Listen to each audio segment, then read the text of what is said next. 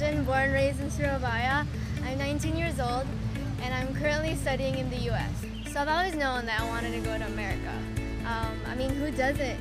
I like to travel, I like to experience new cultures, I like to meet new people, I like to go to places. That's always been a passion of mine. And I wanted to get an independent lifestyle, which I know I could get in America.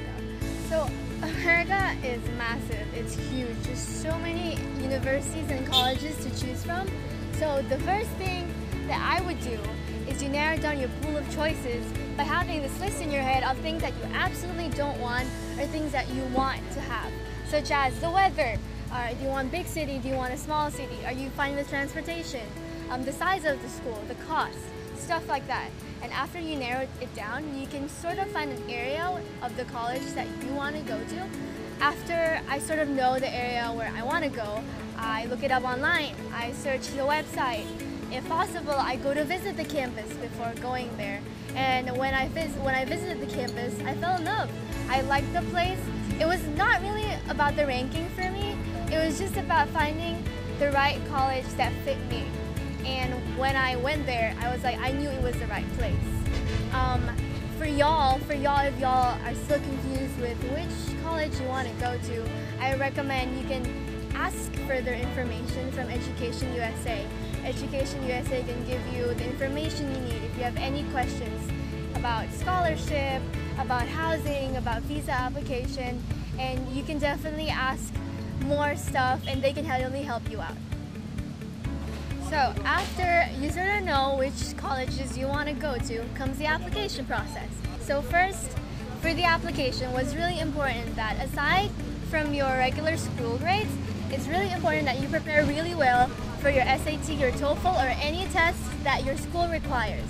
So for me personally, I studied my SATs 2 years before I applied. It was like 10th or 11th grade, and I took courses, and it's really important that you have time to take the test a couple of times so that you can get the best score you can possibly get.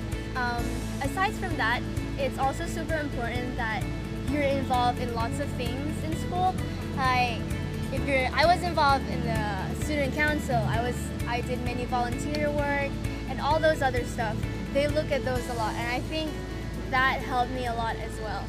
Okay, so after you're done with all the application and everything, what do you do next? Well, you wait for the acceptance letter, and once that comes, you start all the administrative work. So what does that entail? You have to apply for your visa, your health checkup, your immunization, and your bank statement. So that takes a little while to prepare everything, so it's better if you prepare early on beforehand. Applying for an F1 visa, which is a student visa, isn't hard at all. You just have to make sure that all your documents are prepared and set before you come to the consulate to apply, and you're good to go. So after all the administrative work is done and set, it's best if you get plugged into the community. I got plugged into my college's Facebook group. I started to get to know my future roommate, and just started to get to know people through online. And I think that was super helpful for me because I got to know people even before I got to America. And packing wise, I would recommend that you don't pack too much. I packed 2 suitcases full of stuff, and in the end when I got to America, I bought so much stuff that I had to throw lots of stuff away. So it's best if you just pack as much as you need and then get the rest of the things you need when you get to America. Well, after you're all settled in your housing and everything, the first thing I did was I joined orientation. Orientation in America is nothing like orientation in Indonesia. It's a place where you get to meet people, you get to join fun events, you get school tours. So I recommend anyone to join the orientation that your school has.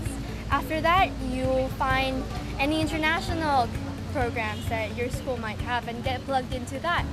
America is seriously a great place to study, and if any of you ever have the chance, I say just take it.